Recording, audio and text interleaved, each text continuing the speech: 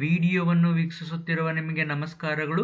SATS ನಲ್ಲಿ LKG UKG promote ಮಾಡಿರುವಂತಹ ಮಕ್ಕಳನ್ನ ಅಥವಾ LKG UKG ಡಿಸ್ಕಂಟಿನ್ಯೂ ಮಾಡಿರುವಂತಹ ಮಕ್ಕಳನ್ನ ಯಾವ ರೀತಿಯಾಗಿ ಅದೇ ತರಗತಿಗೆ ಅಥವಾ ಮುಂದಿನ ತರಗತಿಗೆ ಅಡ್ಮಿಷನ್ ಮಾಡ್ಕೊಳ್ಬೇಕು ಅನ್ನೋದರ ಮಾಹಿತಿಯನ್ನ ಈ ಒಂದು ವಿಡಿಯೋದಲ್ಲಿ ತಿಳಿದುಕೊಳ್ಳೋಣ.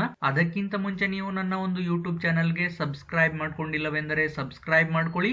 ಈ ವಿಡಿಯೋ ನಿಮ್ಗೆ ಉಪಯುಕ್ತವೆನಿಸಿದರೆ ದಯವಿಟ್ಟು ಒಂದು ಲೈಕ್ ಅನ್ನು ನೀಡಿ. ಹಾಗೆ ವಿಡಿಯೋವನ್ನು ಪೂರ್ತಿಯಾಗಿ ನೋಡಿ.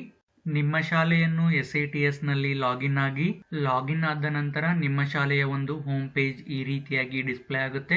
ಇದರಲ್ಲಿ ನೀವು LKG ಮತ್ತು UKG ಮಕ್ಕಳನ್ನ ಪ್ರಮೋಷನ್ ಥ್ರೂ ಅಡ್ಮಿಷನ್ ಮತ್ತು ಅಡ್ಮಿಷನ್ ಥ್ರೂ TC ಮೂಲಕ ಅಡ್ಮಿಷನ್ ಮಾಡ್ಕೊಳ್ಬೇಕು ಅಂತಂದ್ರೆ ನೀವು ಆ ಮಕ್ಕಳನ್ನ ಫಸ್ಟ್ ಪ್ರಮೋಟ್ ಮಾಡಿರ್ಬೇಕು, ಇಲ್ಲ ಅಂತಂದ್ರೆ ಡಿಸ್ಕಂಟಿನ್ಯೂ ಮಾಡಿರ್ಬೇಕು. ಯಾವ ರೀತಿಯಾಗಿ ಪ್ರಮೋಟ್ ಮಾಡಬೇಕು, ಯಾವ ರೀತಿಯಾಗಿ ಡಿಸ್ಕಂಟಿನ್ಯೂ ಮಾಡಬೇಕು ಅನ್ನುವುದರ ವಿಡಿಯೋದ ಲಿಂಕ್ ಅನ್ನ ಡಿಸ್ಕ್ರಿಪ್ಷನ್ ಬಾಕ್ಸ್ ನಲ್ಲಿ ನೀಡಿರ್ತೀನಿ. ಆ ಒಂದು ವಿಡಿಯೋವನ್ನ ನೋಡಿಕೊಂಡು ನೀವು ಯಾವ ರೀತಿಯಾಗಿ ಪ್ರಮೋಟ್ ಮಾಡಬೇಕು ಮತ್ತು ಯಾವ ರೀತಿಯಾಗಿ ಡಿಸ್ಕಂಟಿನ್ಯೂ ಮಾಡಬೇಕು ಅನ್ನೋದನ್ನ ತಿಳಿದುಕೊಳ್ಬಹುದು.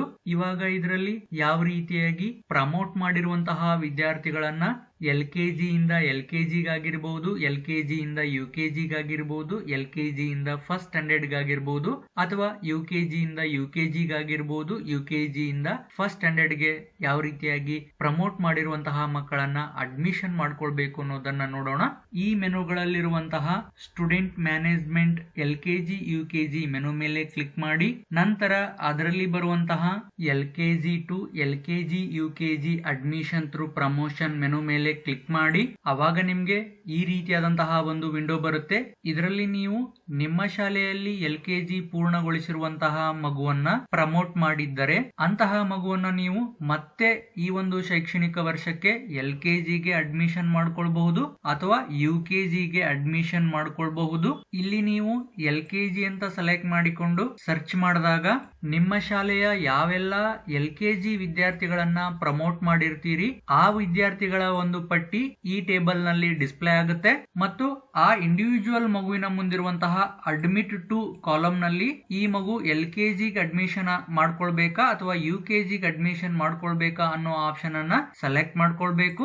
ನೀವಿಲ್ಲಿ ಯಾವ ಒಂದು ಆಪ್ಷನ್ ಅನ್ನ ಸೆಲೆಕ್ಟ್ ಮಾಡ್ಕೊಳ್ತೀರಿ ಆ ತರಗತಿಗೆ ಈ ಮಗು ಪ್ರಸ್ತುತ ಶೈಕ್ಷಣಿಕ ವರ್ಷಕ್ಕೆ ಅಡ್ಮಿಷನ್ ಆಗುತ್ತೆ. ನಂತರ ನೀವಿಲ್ಲಿ ಸಬ್ಮಿಟ್ ಕೊಡ್ಬೇಕಾಗುತ್ತೆ. ಸಬ್ಮಿಟ್ ಸಕ್ಸಸ್ಫುಲ್ ಆದಾಗ ನೀವು ಯಾವ ಒಂದು ತರಗತಿಗೆ ಸೆಲೆಕ್ಟ್ ಮಾಡ್ಕೊಂಡಿರ್ತೀರಿ ಆ ತರಗತಿಗೆ ಅದು ಅಡ್ಮಿಷನ್ ಆಗುತ್ತೆ. ಅದೇ ರೀತಿ ನೀವು ಈ ಒಂದು ಪ್ರೀವಿಯಸ್ ಸ್ಟ್ಯಾಂಡರ್ಡ್ ನಲ್ಲಿ UKG ಸೆಲೆಕ್ಟ್ ಮಾಡಿಕೊಂಡು ಸರ್ಚ್ ಮಾಡಿದ್ರೆ ಈ ಒಂದು ಟೇಬಲ್ ನಲ್ಲಿ ನಿಮ್ಮ ಶಾಲೆಯ ಯಾವೆಲ್ಲ UKG ಮಕ್ಕಳನ್ನ ನೀವು ಪ್ರಮೋಟ್ ಮಾಡಿರ್ತೀರಿ ಆ ವಿದ್ಯಾರ್ಥಿಗಳ ಪಟ್ಟಿ ಈ ಒಂದು ಟೇಬಲ್ ನಲ್ಲಿ ಡಿಸ್ಪ್ಲೇ ಆಗುತ್ತೆ. ಹಾಗೆ ಆ ಇಂಡಿವಿಜುವಲ್ ಮಗುವಿನ ಮುಂದಿರುವಂತಹ ಅಡ್ಮಿಟ್ ಕಾಲಮ್ ನಲ್ಲಿ ಆ ಮಗು ಮತ್ತೆ ಹೊಳ್ಳಿ UKG ಗೆ ನೀವು ಅಡ್ಮಿಷನ್ ಮಾಡ್ಕೊಳ್ಬೇಕು ಅಂತಂದ್ರೆ UKG ಆಪ್ಷನ್ ಅನ್ನ ಸೆಲೆಕ್ಟ್ ಮಾಡಿಕೊಂಡು ಸಬ್ಮಿಟ್ ಬಟನ್ ಮೇಲೆ ಕ್ಲಿಕ್ ಮಾಡಿದಾಗ ನಿಮ್ಗೆ ಆ ಒಂದು ತರಗತಿಗೆ ಮಗು ಅಡ್ಮಿಷನ್ ಆಗುತ್ತೆ. ಅದೇ ರೀತಿ student management LKG UKG menu ನಲ್ಲಿ ಬರುವಂತಹ LKG UKG to first standard admission through promotion menu ಮೇಲೆ ಕ್ಲಿಕ್ ಮಾಡಿದಾಗ ನಿಮ್ಗೆ ಈ ರೀತಿಯಾದಂತಹ ಒಂದು ಫಾರ್ಮ್ ಬರುತ್ತೆ. ಇದರಲ್ಲಿ ನಿಮ್ಮ ಶಾಲೆಯಲ್ಲಿ LKG ಅಥವಾ UKG ಓದಿರುವಂತಹ ವಿದ್ಯಾರ್ಥಿಯನ್ನ ನೀವೇನಾದ್ರೂ ಪ್ರಮೋಟ್ ಮಾಡಿದ್ರೆ ಅಂತಹ ವಿದ್ಯಾರ್ಥಿ ಈ ವರ್ಷಕ್ಕೆ 1ನೇ ತರಗತಿಗೆ ಎಲಿಜಿಬಲ್ ಇದ್ದಾನೆ ಅಡ್ಮಿಷನ್ ಮಾಡ್ಕೊಳ್ಳಿಕ್ಕೆ ಅಂತಂದ್ರೆ ಅಂತಹ ಮಗುವಿನ SATS ನಂಬರ್ ಅನ್ನ ಇಲ್ಲಿ ಎಂಟ್ರಿ ಮಾಡಬೇಕು. ನಂತರ ಸರ್ಚ್ ಬಟನ್ ಮೇಲೆ ಕ್ಲಿಕ್ ಮಾಡಬೇಕು. ಅವಾಗ ನಿಮ್ಗೆ ಆ ಒಂದು ಮಗುವಿನ ಮಾಹಿತಿ ಈ ರೀತಿಯಾಗಿ ಡಿಸ್ಪ್ಲೇ ಆಗುತ್ತೆ. ಇಲ್ಲಿ ನಿಮ್ಗೆ ಪ್ರೀವಿಯಸ್ ಸ್ಟ್ಯಾಂಡರ್ಡ್ ನಲ್ಲಿ ಆ ಮಗು LKG ಯಲ್ಲಿ ಓದ್ತಾ ಇತ್ತಾ ಅಥವಾ UKG ಯಲ್ಲಿ ಓದ್ತಾ ಇತ್ತಾ ಅನ್ನೋದು ನಿಮ್ಗೆ ಇಲ್ಲಿ ಡಿಸ್ಪ್ಲೇ ಆಗುತ್ತೆ. ಹಾಗೆ ಆ ಮಗುವಿನ ಮಾಧ್ಯಮವನ್ನ ಸೆಲೆಕ್ಟ್ ಮಾಡ್ಕೊಳ್ಳಿ, ಮದರ್ ಟಂಗ್ ಅನ್ನ ಸೆಲೆಕ್ಟ್ ಮಾಡ್ಕೊಳ್ಳಿ, ಸೆಕ್ಷನ್ ಅನ್ನ ಸೆಲೆಕ್ಟ್ ಮಾಡ್ಕೊಳ್ಳಿ ಮತ್ತು ಲ್ಯಾಂಗ್ವೇಜ್ ಗ್ರೂಪ್ ಅನ್ನ ಸೆಲೆಕ್ಟ್ ಮಾಡಿಕೊಂಡು ಈ ಒಂದು ಫಾರ್ಮ್ ನ ಕೆಳಗಡೆ ಇರುವಂತಹ ಸಬ್ಮಿಟ್ ಬಟನ್ ಮೇಲೆ ನೀವು ಕ್ಲಿಕ್ ಮಾಡಿದ್ರೆ ಈ ಒಂದು ಮಗು ನಿಮ್ಮ ಶಾಲೆಗೆ ಪ್ರಸ್ತುತ ಶೈಕ್ಷಣಿಕ ವರ್ಷಕ್ಕೆ 1ನೇ ತರಗತಿಗೆ ದಾಖಲಾಗುತ್ತೆ. ಈ ರೀತಿಯಾಗಿ ನೀವು ನಿಮ್ಮ ಶಾಲೆಯಲ್ಲಿ ಪ್ರಮೋಟ್ ಮಾಡಿರುವಂತಹ LKG ಅಥವಾ UKG ಮಗು 1ನೇ ತರಗತಿಗೆ ಅಡ್ಮಿಷನ್ ಮಾಡ್ಕೊಳ್ಬಹುದು. ಅದೇ ರೀತಿ ಸ್ಟೂಡೆಂಟ್ ಮ್ಯಾನೇಜ್ಮೆಂಟ್ LKG UKG ಯಲ್ಲಿ ಬರುವಂತಹ LKG to LKG UKG admission through TC menu ಮೇಲೆ ಕ್ಲಿಕ್ ಮಾಡಿದಾಗ ನಿಮ್ಗೆ ಈ ರೀತಿಯಾದಂತಹ ಒಂದು ವಿಂಡೋ ಡಿಸ್ಪ್ಲೇ ಆಗುತ್ತೆ. ಇದರಲ್ಲಿ ನೀವು ಎನ್ರೋಲ್ಮೆಂಟ್ ನಂಬರ್ ಅನ್ನ ಎಂಟ್ರಿ ಮಾಡುವುದರ ಮೂಲಕ ಸರ್ಚ್ ಮಾಡಬೇಕಾಗುತ್ತೆ. ನಿಮ್ಮ ಶಾಲೆಯಲ್ಲಿ ಓದಿರುವಂತಹ LKG ಮಗು ಆಗಿರಬಹುದು ಅಥವಾ ಬೇರೆ ಶಾಲೆಯಲ್ಲಿ LKG ಓದಿರುವಂತಹ ಮಗು ಆಗಿರಬಹುದು. ಆ ಮಗುವನ್ನ ಡಿಸ್ಕಂಟಿನ್ಯೂ ಏನಾದ್ರೂ ಮಾಡಿದ್ದರೆ ಅಂತಹ ಮಗುವಿನ SATS ನಂಬರ್ ಅನ್ನ ಇಲ್ಲಿ ಹಾಕಿ ಸರ್ಚ್ ಮಾಡಬೇಕು. ಅವಾಗ ನಿಮ್ಗೆ ಆ ಮಗುವಿನ ಇನ್ಫಾರ್ಮೇಶನ್ ಈ ಒಂದು ಫಾರ್ಮ್ ನಲ್ಲಿ ಡಿಸ್ಪ್ಲೇ ಆಗುತ್ತೆ. ಇದರಲ್ಲಿ ನೀವು ಅಡ್ಮಿಟ್ ಟು ಕ್ಲಾಸ್ ನಲ್ಲಿ ಆ ಒಂದು ಮಗುವನ್ನ ಪ್ರಸ್ತುತ ಶೈಕ್ಷಣಿಕ ವರ್ಷಕ್ಕೆ LKG ಅಡ್ಮಿಷನ್ ಮಾಡ್ಕೊಳ್ತೀರಾ ಅಥವಾ UKG ಅಡ್ಮಿಷನ್ ಮಾಡ್ಕೊಳ್ತೀರಾ ಅನ್ನೋದನ್ನ ಸೆಲೆಕ್ಟ್ ಮಾಡ್ಕೊಳ್ಬೇಕು. ನಂತರ ಈ ಒಂದು ಫಾರ್ಮ್ ನ ಕೆಳಗಡೆ ಇರುವಂತಹ ಸಬ್ಮಿಟ್ ಬಟನ್ ಮೇಲೆ ಕ್ಲಿಕ್ ಮಾಡಿ ಸಬ್ಮಿಟ್ ಸಕ್ಸಸ್ಫುಲ್ ಆಯ್ತು ಅಂತಂದ್ರೆ ನೀವಿಲ್ಲಿ ಯಾವ ಒಂದು ತರಗತಿಯನ್ನ ಸೆಲೆಕ್ಟ್ ಮಾಡ್ಕೊಳ್ತೀರಿ ಆ ತರಗತಿಗೆ ಅಡ್ಮಿಷನ್ ಆಗುತ್ತೆ.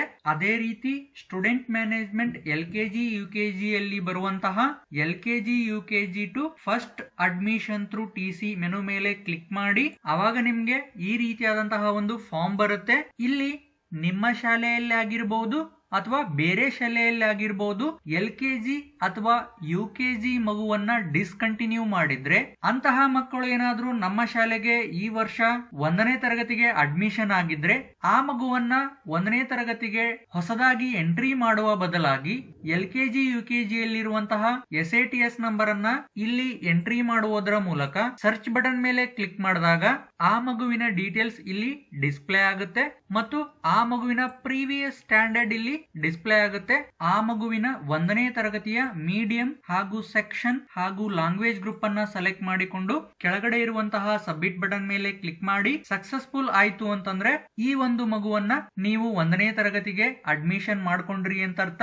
ಇದಿಷ್ಟು ಈ ಒಂದು ವಿಡಿಯೋದಲ್ಲಿ LKG UKG ಪ್ರಮೋಷನ್ ಮಾಡಿರುವಂತಹ ಮಕ್ಕಳನ್ನ LKG ಇಂದ LKG ಗೆ, LKG ಇಂದ UKG ಗೆ, LKG ಇಂದ ಫಸ್ಟ್ ಸ್ಟ್ಯಾಂಡರ್ಡ್ ಗೆ ಅಥವಾ UKG ಇಂದ UKG ಗೆ, UKG ಇಂದ ಫಸ್ಟ್ ಸ್ಟ್ಯಾಂಡರ್ಡ್ ಗೆ ಅಡ್ಮಿಷನ್ ಅನ್ನ ಮಾಡ್ಕೊಳ್ಬಹುದು. ಅದೇ ರೀತಿ ನಿಮ್ಮ ಶಾಲೆ ಅಥವಾ ಬೇರೆ ಶಾಲೆಯಲ್ಲಿ ಓದಿರುವಂತಹ LKG ಅಥವಾ UKG ಮಕ್ಕಳನ್ನ ಡಿಸ್ಕಂಟಿನ್ಯೂ ಮಾಡಿದ್ರೆ ಅಂತಹ ಮಕ್ಕಳನ್ನ LKG ಇಂದ LKG ಗೆ ಅಥವಾ LKG ಇಂದ UKG ಗೆ ಅಥವಾ LKG ಇಂದ ಫಸ್ಟ್ ಸ್ಟ್ಯಾಂಡರ್ಡ್ ಗೆ ಅಥವಾ UKG ಇಂದ ಫಸ್ಟ್ ಸ್ಟ್ಯಾಂಡರ್ಡ್ ಗೆ ಯಾವ ರೀತಿಯಾಗಿ ಅಡ್ಮಿಷನ್ ಅನ್ನ ತೆಗೆದುಕೊಳ್ಬೇಕು ಅನ್ನೋದರ ಕಂಪ್ಲೀಟ್ ವಿವರವನ್ನ ಈ ಒಂದು ವಿಡಿಯೋದಲ್ಲಿ ತಿಳಿದುಕೊಂಡ್ವಿ. ಈ ವಿಡಿಯೋ ನಿಮ್ಗೆ ಇಷ್ಟವಾಗಿದೆ ಎಂದು ಭಾವಿಸ್ತೀನಿ. ಇಷ್ಟವಾದ್ರೆ ಒಂದು ಲೈಕ್ ಅನ್ನ ನೀಡಿ ಮತ್ತು ನಿಮ್ಮ ಸ್ನೇಹಿತರೊಂದಿಗೂ ಶೇರ್ ಮಾಡ್ಕೊಳ್ಳಿ. ವಿಡಿಯೋಗೆ ಸಂಬಂಧಪಟ್ಟ ಕ್ವಶನ್ಸ್ ಗಳೇನಾದ್ರೂ ಇದ್ರೆ ಕೆಳಗಡೆ ಕಮೆಂಟ್ ಬಾಕ್ಸ್ ನಲ್ಲಿ ಕಮೆಂಟ್ ಮಾಡಿ ಮತ್ತು ವಿಡಿಯೋವನ್ನು ಪೂರ್ತಿಯಾಗಿ ನೋಡಿದ್ದಕ್ಕಾಗಿ ತಮಗೆ ಧನ್ಯವಾದಗಳು.